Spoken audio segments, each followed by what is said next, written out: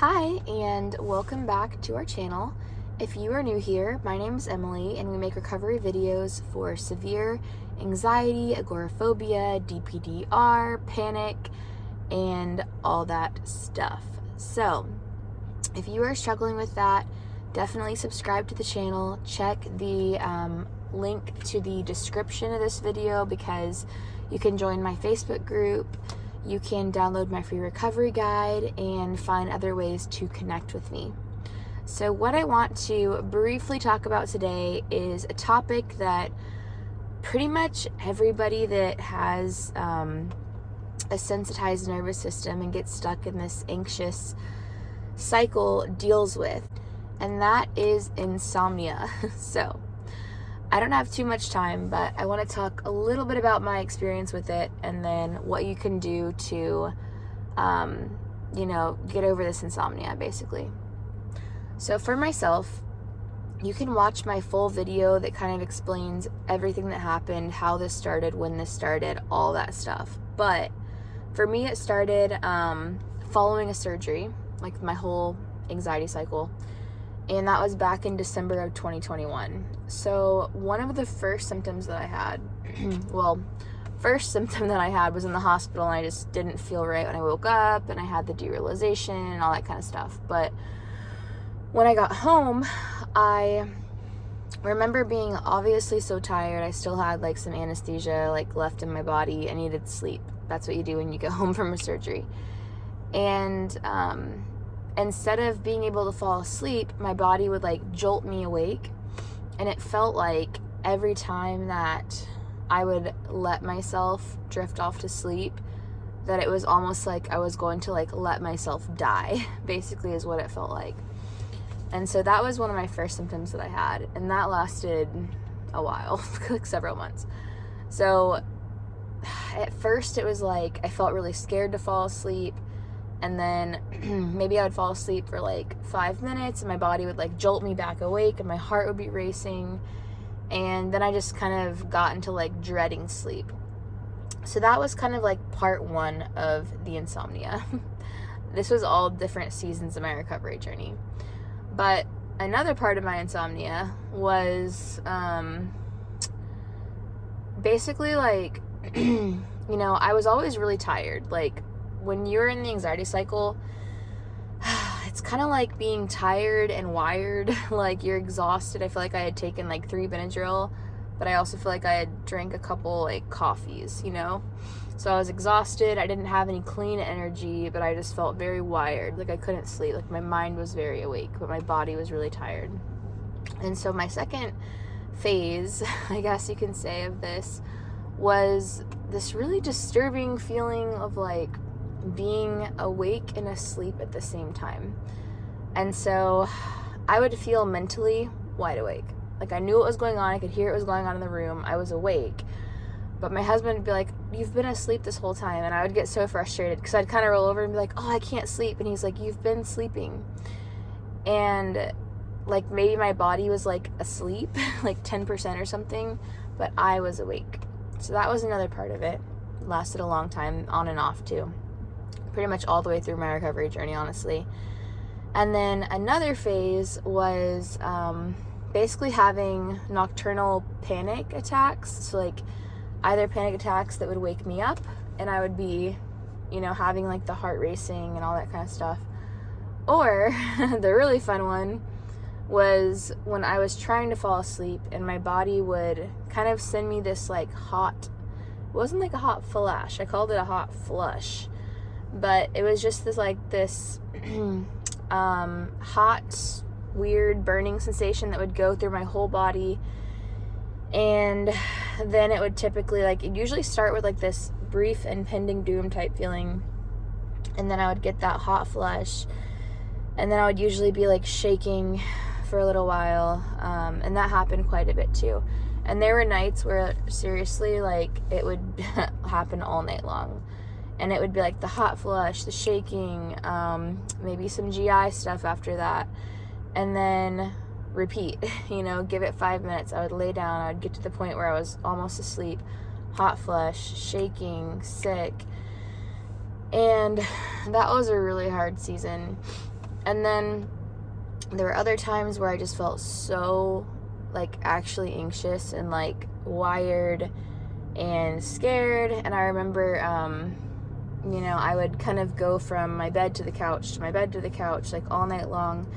And I actually remember, like, writing in my Bible, like, all these verses in the very beginning, so I would literally fall asleep reading my physical Bible or, like, having it on me when I was trying to sleep. And it was exhausting. So that was kind of like my experience with insomnia. And, like, it was a little hit or miss. Like, I went through those seasons kind of, like, up and down all throughout my recovery journey. And there are still nights where I'll have, like, kind of weird insomnia. Like, the other night I actually had it for the first time in probably, like, 6 months or something. But I am pregnant right now, as if you've been watching, you know. And so I'm, like, 25 weeks pregnant. I'm hitting that weird hormonal phase where things are ramping up hormonally again. And I had that, like, in and out of sleep, like the half awake, half asleep feeling. And definitely is disturbing, but now that I know how to respond to it, it's just annoying. And that's all that it is. And it lasts a night. And then I'm back to living my life, you know. So here's the important part. What do you do about it, right? So if you're struggling with this, there's a couple things. The first thing that I'll say, because I didn't deal with this too much, I felt like when I woke up in the morning, it was usually around the same time, and I felt like I was, like, jolted awake, and my cortisol was high, and I just, you know, I would wake up either feeling really shaky or super, like, derealized, and just kind of got smacked into the day each day, you know. Definitely never felt rested. It was never like, oh, like, the birds are chirping, stretch my legs, like, no. So, I didn't have this issue too much, but a lot of people that I talk to, or some people that I talk to, do, and they get in this cycle of having the insomnia, not being able to fall asleep until, you know, 4 or 5 in the morning, and then sleeping until 2 o'clock the next day. And then this becomes a cycle, because this is what your body gets used to. Like, even for myself, I could not take naps when I was in the anxiety situation, because if I took a nap, it would screw up my whole sleep schedule, and then I wouldn't be able to fall asleep. And then I was, like, super tired the next day, and then I wanted a nap, and it was like this vicious cycle. And so same thing, if you are finding yourself in a cycle of not sleeping, waking up at 2 p.m. the next day, taking a nap, like, your whole rhythm is messed up, that's definitely something that you need to fix. And a lot of people are like, well, I can't do that because I didn't get sleep. I can't just not get sleep. But what I would say is suffer through the first day or two and set your alarm for the same time every morning. You know, you can't control when you fall asleep. So we can't say, like, you need to be asleep by 10:30. Like, that's ideal, and that doesn't happen for most people, including myself still. So we want to focus more on when we're waking up. So first thing is definitely to set your alarm for the same time, 7 o'clock, 8 o'clock, 9 o'clock, I don't care. A reasonable hour, and make sure you're waking up at that time every day, even if you have gotten, like, 2 hours of sleep. Wake up at the same time, get through the night. At least by the next night, your body will actually be craving sleep, you know? So that's one very practical step that you can take. The next thing is not altering anything, basically, because of this. And so, like, what I mean by that is, I know how disturbing this could be. It's not just like, I'm not tired and I can't fall asleep. It's like, I'm in this weird state, I'm having panic attacks, I'm having scary thoughts. I remember too, another thing I didn't mention is I would have, like, I would feel like I heard something, like I'd hear like a bell or a train or something when I was trying to fall asleep. So I'd hear these things, and then I would just have, like, super scary thoughts when I was trying to fall asleep. And so if you're in that place, again, it's not just like, oh, I'm not tired and I can't sleep. There's a lot more to it, and I totally understand that firsthand. But the problem people get themselves into is when they start altering basically their routine by either avoiding or putting new weird things into their schedule to make sure that they're sleeping. And so For example, right? If you're in a place where you're having those hot flashes or panic attacks, like I didn't get to the point where I was really able to sleep until I just sat through that. I used the IDEAL acronym, which is in the guide. I'll talk more about it in a minute. But I used that, and then I just laid there and I sat through it and I let it be. And eventually my body would just fall asleep, you know, eventually. So the trouble that I got myself into is when I would feel the symptoms and I would immediately get up. I would walk around the house. I would go sit on the couch. I would go to the bathroom. I would take a bath. I would take a shower. I would sit outside. I would do all these things, and it was kind of just like fueling the fire. And so then when I would lay down again, my body's like, time to send another one, you know. And so it just became like its own cycle. Another thing that I see is when people wake up and they feel that you know, like either the middle of the night panic and they start doing these things, and that kind of just keeps them awake and gets them awake.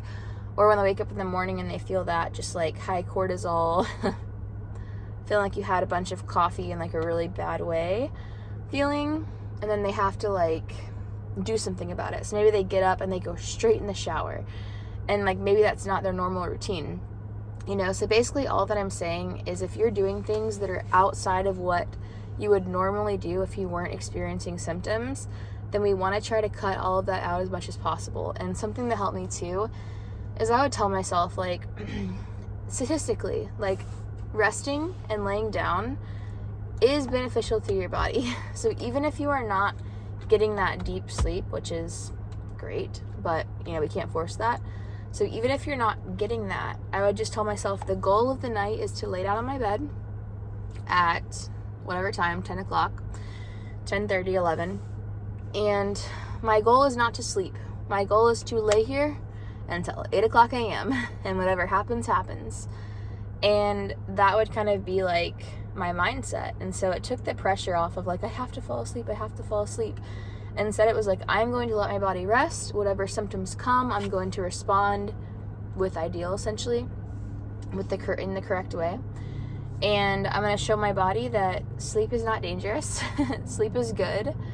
And there's nothing that I need to be doing here. And so that became my goal. And when I got to that phase, finally, because that took several months for me to get there, but once I got there, I felt like I was finally seeing myself falling asleep more, and there was just less dread.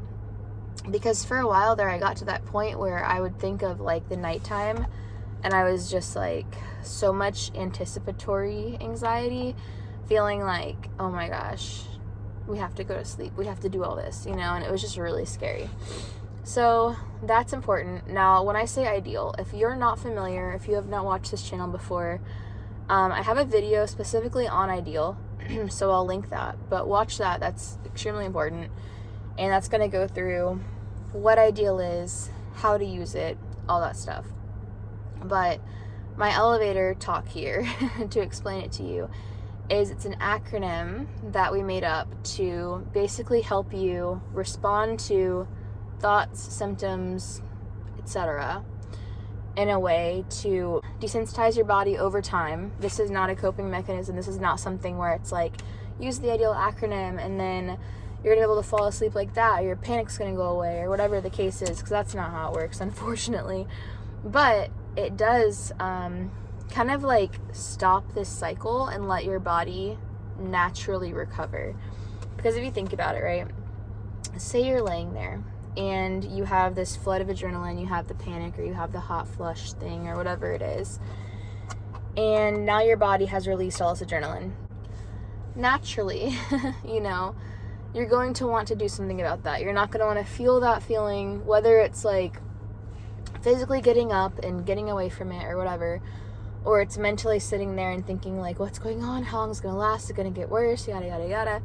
Engaging with all those thoughts.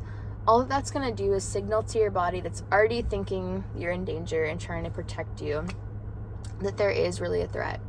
So we're adding fuel to a fire, essentially, when we're doing this. And it is the natural way to respond. And so IDEAL teaches you, basically, it goes through identify, designate, embrace, address task at hand, and move on. And so you go through that and you're getting that hot flush, like identify, okay, I'm laying here in bed, I'm feeling, you know, all these symptoms, super uncomfortable, whatever. D, designate. This is anxiety. This is adrenaline. This is my nervous system, whatever you want to call it.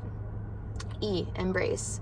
There's nothing I can do about this. This feeling can stay here as long as it needs to stay here. I don't need to run from it. I don't need to do anything. You know, it is what it is. Okay. Nothing I need to do here. You can also tell yourself, you know, by me responding this way, I'm actively recovering. This is how I need to respond to show my body I'm safe. There's nothing that needs to be done. It is what it is. I don't need to get the symptom gone. Like, I can't do that. It's out of my control. And then basically the A and the L, address task at hand, move on. This is trickier when you're sleeping. So when you're doing dishes, for example, okay, you can redirect. There's easily something you're doing, and it's easier to kind of like take your mind off of that. When you're laying in bed sleeping, it's a little bit harder. And so that's actually a really important topic to address in this call too, is that there's no task at hand, right? You're just laying there.